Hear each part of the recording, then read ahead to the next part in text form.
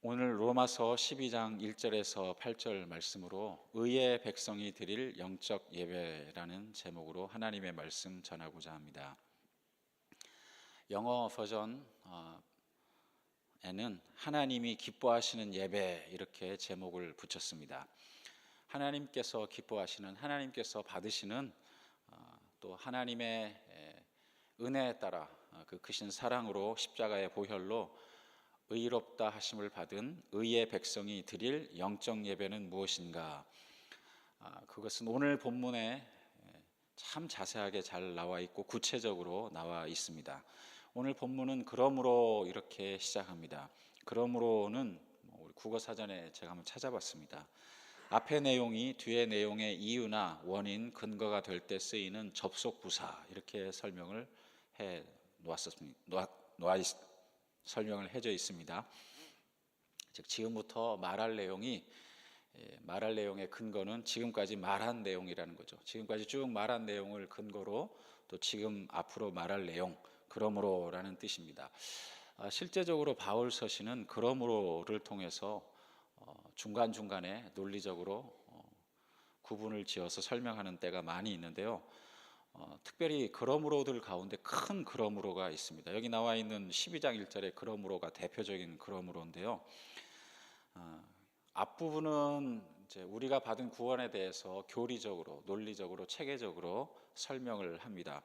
우리가 받은 그 은혜가 어디서부터 온 것인지 또 어떻게 된 것인지 하나님께서 그 크신 사랑으로 우리를 택하시고 구원 계획을 세우시고 그 아들 예수 그리스도께서 그 구원 계획을 그대로 죽기까지 순종하시고 또 성령을 통해서 그 구원을 이루어 가시는 놀라운 계획에 믿음에 따라 은혜로 인해서 받는 구원에 대해서 교리적으로 자세히 설명을 합니다. 그리고 그러므로 이렇게 구원을 받은 사람, 하나님의 사랑을 받은 복음에 합당한 자로서 어떻게 살아가야 될까요? 이제 그것을 보통 설명하는 것이 후반부인데요. 전반부의 교리적인 내용의 어떤 의미에서는 결론이라고도 할 수 있고요. 또 이론과 실제라고도 할 수 있습니다. 방금 읽은 1절이 바로 그와 같은 그러므로인데요. 지금까지 로마서도 1장부터 11장까지 보면 1장은 구원의 복음, 또 인간의 타락에 대해서 설명하고 2장은 하나님의 심판에 대해서, 3장은 믿음으로 말미암은 구원에 대해서, 4장은 아브라함의 믿음에 대해서, 5장은 예수님으로 말미암은 의, 칭의에 대해서, 또 6장은 그리스도와 연합된 성도, 7장은 육신의 법과 성령의 법, 또 8장은 하나님의 사랑, 또 9장은 선민 이스라엘, 또 10장은 구원은 모든 믿는 사람에게 주시는 하나님의 은혜다, 또 11장은 하나님의 선민 이스라엘, 하나님의 영적인 의미에서 선민은 무엇인가, 쭉 하나하나 포인트를 가지고 체계적으로 설명을 해왔습니다. 자, 이렇게 설명을 한 후에 이제 12장부터는 이렇게 은혜를 받은 사람들이요, 복음에 합당한 삶은 어떤 삶인가, 실제적인 삶의 지침들을 우리에게 이야기해 주고 있습니다. 특별히 오늘 12장 읽으신 1절 2절의 말씀은 그리스도인으로 살아가면서 어떻게 살아가야 될 것인가, 하나님의 뜻대로 살아가야 되는데, 그렇다면 하나님의 뜻을 찾는 방법은 무엇인가, 무엇이 하나님의 뜻인가, 하나님의 뜻을 구별하는 지침들은 무엇인가, 선명하게 말씀해 주는 구절이죠. 그래서 많은 분들이 12장 가운데 특별히 1장 1절 2절을 많이 암송하고 계십니다. 우리 암송하시는 마음으로 다시 한번 1절 2절 봉독하시겠습니다. 그러므로 형제들아, 내가 하나님의 모든 자비하심으로 너희를 권하노니 너희 몸을 하나님이 기뻐하시는 거룩한 산 제물로 드리라. 이는 너희가 드릴 영적 예배니라. 너희는 이 세대를 본받지 말고 오직 마음을 새롭게 함으로 변화를 받아 하나님의 선하시고 기뻐하시고 온전하신 뜻이 무엇인지 분별하도록 하라. 형제들아, 이렇게 참 다정하게 부르고 있습니다. 우리 모든 그리스도인들은 한 분 아버지 하나님의 자녀들이고 서로 형제들이라는 것이죠. 그리스도를 머리로 한 몸의 각 지체들이라는 것입니다. 오늘 3절 이후부터도 쭉 그런 얘기가 나오죠. 형제들아, 참 사랑이 듬뿍 담겨 있는 호칭입니다. 또 바로 이어지는 내가 하나님의 모든 자비하심으로 너희를 권하노니, 참 이 구절을 통해서도 사도 바울의 그 형제들을 향한, 영적인 가족을 향한 그 따뜻한 마음이 계속 이어지고 있는데요. 하나님께서 그 자비하신 사랑, 독생자를 주신 사랑, 십자가의 은혜로 한 가족이 된, 한 형제 된 사이, 형제들아, 이렇게 사도 바울은 부르고 있습니다. 과연 사도 바울이 우리를 그렇게 부른 대로 우리는 천국에서 만날 영원한 가족이고요, 또 이 땅에서도 서로 사랑하며 위로하며 따뜻한 말로 격려하고 권면하며 살아가야 되는 사이라는 것입니다. 가끔 형제지간에도 좀 의견이 다를 때가 있고 다툴 때도 심지어는 있지만 또 한편으로 그런 생각이 듭니다. 천국에 가서 다 만날 사이니까 지금 좀 의견이 달라도 천국에 가면 다 추억이다, 이런 생각이 좀 듭니다. 그렇게 생각하면요, 심하게 때로는 싸웠다 할지라도 피는 물보다 진하다, 우리 다 천국에서 만날 사임을 믿으시고요, 그렇게 생각하면 그렇게까지 또 싸울 일은 또 없습니다. 다 내려놓으시고 그저 그러려니 하고 이렇게 또 지나가는 것이 또 우리 형제들, 영적으로 한 가족된 우리의 근본 자세이죠. 또 이렇게 한 가족이라 생각하고 바라보면요, 또 왜 그렇게 말을 했는지, 왜 그렇게 행동을 하시는지 또 이해해도 돼요. 먼저 사랑하는 마음을 전제로 하면 이해가 더 빨라지죠. 마치 내가 꼭 이해하고 믿어야 되겠다 그러면은 더 안 믿어지고 시간이 오래 걸릴 때가 많은 것처럼, 먼저 믿음으로 예수 그리스도의 그 구주 되심을 참 이해하기는 어렵지만 삼위일체라든가 이렇게 먼저 이렇게 받아들이고 나면, 인정하고 나면 믿음도 더 확실해지는, 믿음으로 더 확실해지는 경우가 있는 것처럼, 참 사랑하는 사이다, 형제다, 이렇게 생각하고 바라보면요, 그렇게 또 의견이 달라도 또 더 잘 이해도 되고 그렇습니다. 혹시 특별히 형제들아 이것이 잘 잊어버리고 하나님의 자비하심으로 구원받은 사이인 것이 잠깐 생각이 안 나 하시더라도, 거기 사도 바울이 형제들아 이렇게 부른 거 생각하시면서 자매님, 형제님, 이렇게 좀 따뜻한 마음으로 살아가시면 참 좋겠다, 그런 생각이 듭니다. 참 사도 바울의 그런 마음, 참 따뜻한 가족의 사랑이 느껴지는 형제들아, 보통 뒤에 이제 나오는 그 하나님의 선하시고 기뻐하시고 오늘 그때 산제사 이런 쪽으로 많이 저도 평소에 설교를 하고 그랬는데, 오늘은 설교 준비하는데 형제들아, 여기서 그만 그냥 은혜를 다 받은 것 같아요. 형제들아, 우리가 형제지, 하나님의 자비하심으로 구원받은 형제지, 한 가족이지, 서로 어떻게든 위로하고 따뜻하게 격려하며 그렇게 오늘 하루도 살아가시면 참 좋겠습니다. 사도 바울이 형제들아 이렇게 부른 것, 이게 로마서 안에도 형제들아 참 많이 여러 번 불렀습니다. 그때마다 사도 바울의 따뜻한 마음이 느껴지는 본문이 항상 거기에 있더라고요. 대표적으로 1장 13절인데요. 형제들아, 내가 여러 번 너희에게 가고자 한 것을 너희가 모르기를 원하지 아니하노니 이는 너희 중에서도 다른 이방인 중에서와 같이 열매를 맺게 하려 함이로되 지금까지 길이 막혔도다. 참 내가 여러 번 로마 교회 성도님들, 형제된 참 귀한 분들에게 가고 싶었지만 지금까지 가지를 못했습니다. 얼마나 가고 싶은 마음을 표현했냐면 부정에 부정, 가고자 한 것을 너희가 모르기를 원하지 아니하노니, 그냥 가고 싶다 이렇게 얘기하면 되는데 모르기를 원하지 아니하노니, 참 사도 바울이 그 로마 교인들을 향한 따뜻한 마음, 너무너무 보고 싶다. 마침 또 요즘 추석 시즌이라 보고 싶은 분들 많이 계시죠.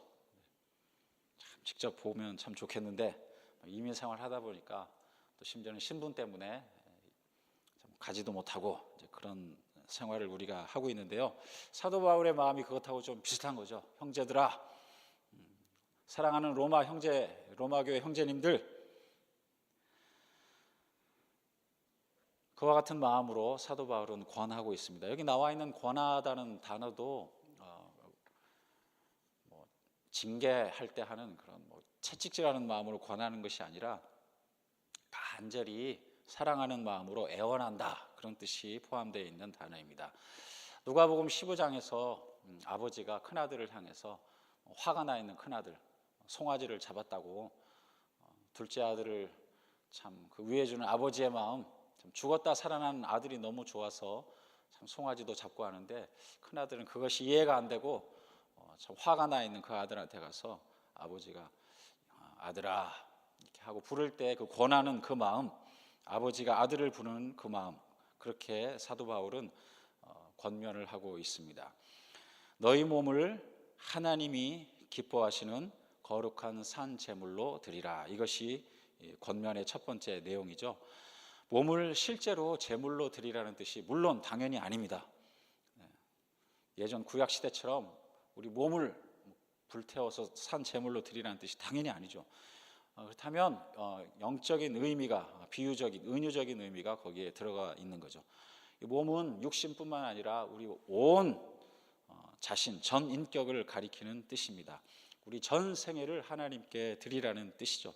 하나님께서 기뻐하시는 삶을 살아가라는 뜻입니다. 특별히 여기 보면 산 제사로 드리라, living sacrifice 이렇게 되어 있는데요. 정말 살아서 움직이는 내 삶 자체를, 내 생활 자체를 언제 어디서나 하나님이 기뻐하시는 삶, 기뻐하시는 생각, 기뻐하시는 행동을 하라는 뜻입니다. 살아있는 제사다.